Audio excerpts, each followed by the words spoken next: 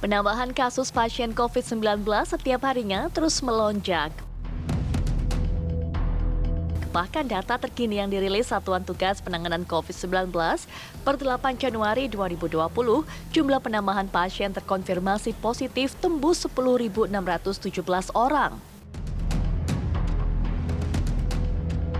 Jumlah penambahan kasus yang diperkirakan akan terus melonjak di pertengahan Januari ini jelas mengkhawatirkan semua pihak. Tidak hanya disebabkan dari klaster libur Natal dan Tahun Baru. Lonjakan kasus disebut-sebut lantaran kesadaran masyarakat untuk melakukan 3M, yaitu memakai masker, menjaga jarak, dan mencuci tangan terus menurun. Kebijakan pemerintah untuk memperketat pembatasan sosial di sejumlah kabupaten kota di Pulau Jawa dan Bali mulai tanggal 11 hingga 25 Januari diharapkan mampu menekan penyebaran virus COVID-19. Lantas, akankah Indonesia menerapkan lockdown jika lonjakan pasien COVID-19 terus tembus di atas 10.000 pasien per harinya? Tim TV One mengabarkan. 2 hari yang lalu, 3 hari yang lalu, Bangkok lockdown, Tokyo dinyatakan dalam keadaan darurat, London juga di lockdown, kemudian juga di seluruh Inggris juga di lockdown karena penyebaran COVID yang sangat eksponensial. Oleh sebab itu kita betul-betul harus bekerja keras, kerja mati-matian agar 3T, 3M itu betul-betul bisa kita lakukan di lapangan. Sekali lagi di lapangan. Karena dari survei yang kita lakukan, sekarang ini motivasi disiplin terhadap protokol kesehatan masyarakat itu berkurang. Memakai masker, cuci tangan, jaga jarak, ini berkurang. Oleh sebab itu saya minta kepada para gubernur agar menggencarkan kembali masalah yang berkaitan dengan kedisiplinan protokol kesehatan, disiplin terhadap protokol kesehatan. Karena tadi surveinya memang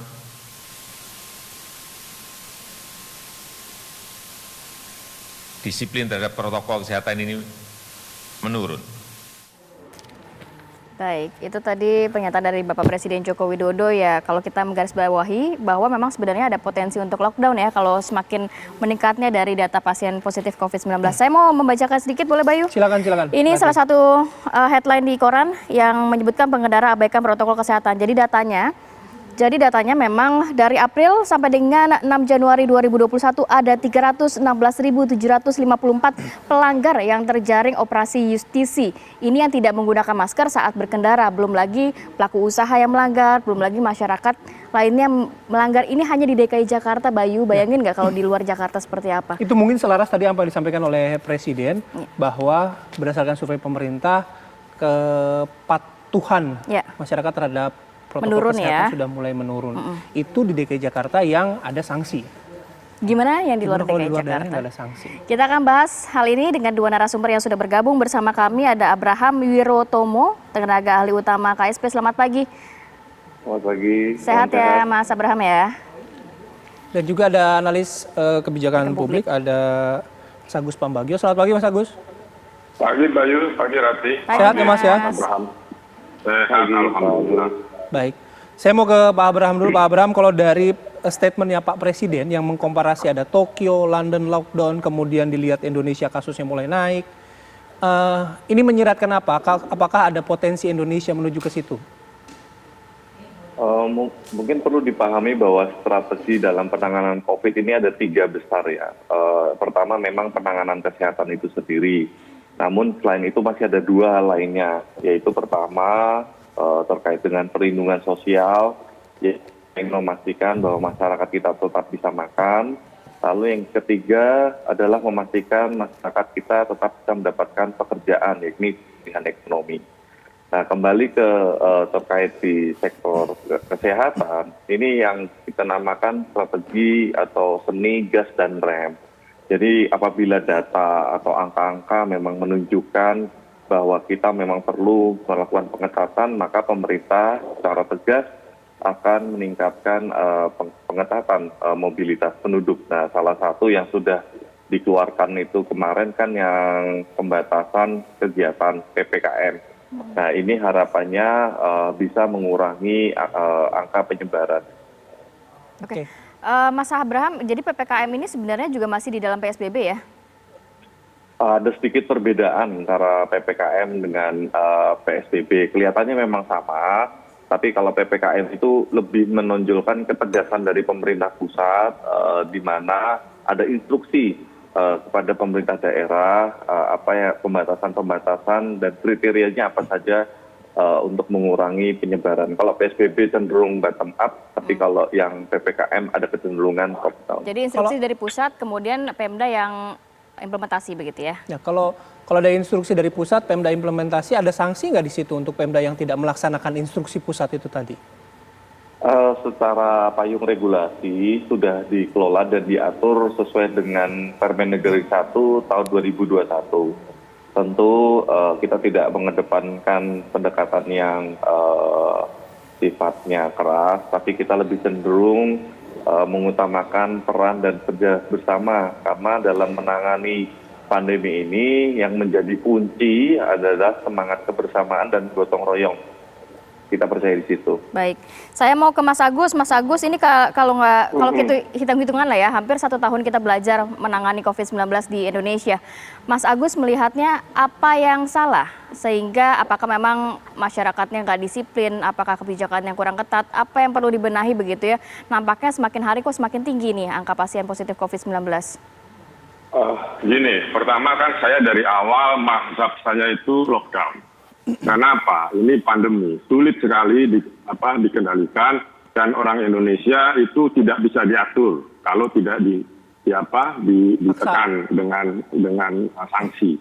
Sampai saya tulis dalam buku saya ini yang terbit bulan Juli itu untuk kebijakannya. Jadi sekali lagi, PSBB, PPKM itu kan dua nama yang berubah. Tentu pertama akan membingungkan publik. Kedua, menurut saya sama saja. Jadi kita sudah hampir 1 tahun dengan pendekatan persuasif, kan tidak jalan. Karena orang Indonesia itu tidak bisa sukarela untuk melakukan sesuatu tanpa harus didenda. Kan sudah ada dendanya, Persoalan, Mas. Udah ada dendanya kan, Mas? Ya, dendanya kan denda kepala daerah, basa-basi. Denda itu harus mengedukasi. Nah, yang denda itu hanya boleh ada di undang-undang dan di perda. Ya. Sesuai Undang-Undang 12 tahun 2011.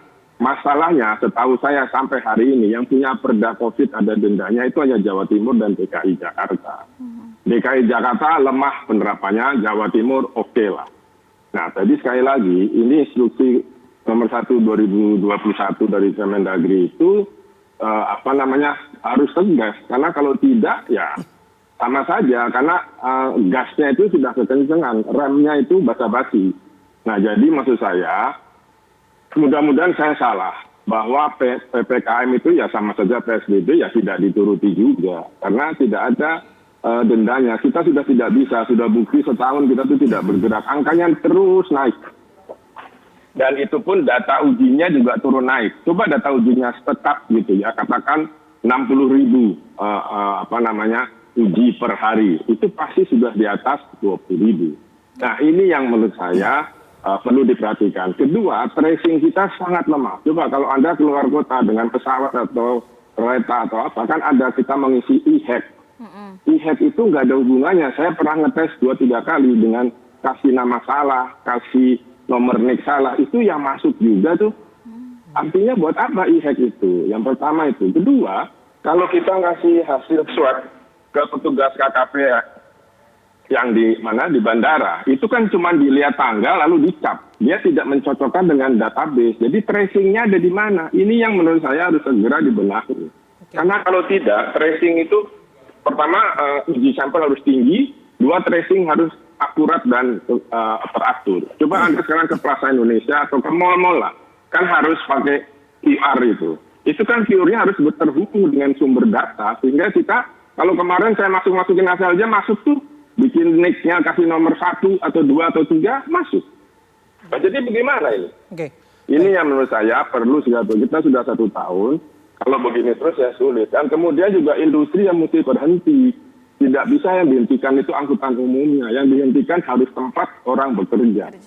Hentikan aja sebulan. Ya mari kita, daripada udah setahun kan nggak ada hasilnya juga. Mendingan sebulan kita habis-habisan, selesai. Baik. Paling tidak saya sih pengennya data itu turun. Karena kita belum pernah turun. Dia turun sebentar ketika sampelnya uji dikurangi.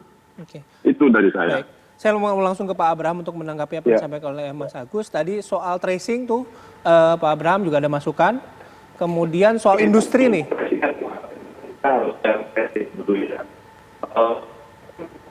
Mas Abraham, halo? Ya, silakan diulang lagi Pak Abraham. Ya, apa yang kita inginkan sama dengan Pak Agus, yakni kita memiliki testing dan tracing yang baik. Seperti testing, di awal pandemi kemampuan kita tuh hanya 20% dari target WHO. Ketika saat ini di bulan bulan Januari 2021, kita sudah di angka 80-an persen, 85%. Memang idealnya itu sampai 100%, tapi ini kan kita sedang berupaya, kita terus meningkatkan kemampuan kita. Harapannya ke depan semakin lama akan semakin baik. Demikian juga dengan lacak atau tracing. Kita rasionya itu adalah ingin meningkatkan jumlah tracer idealnya itu 80.500 orang tracer idealnya. Nah di situ sekarang ini kita menggerakkan Babinsa yang jumlahnya dan sekitar 60-an ribu.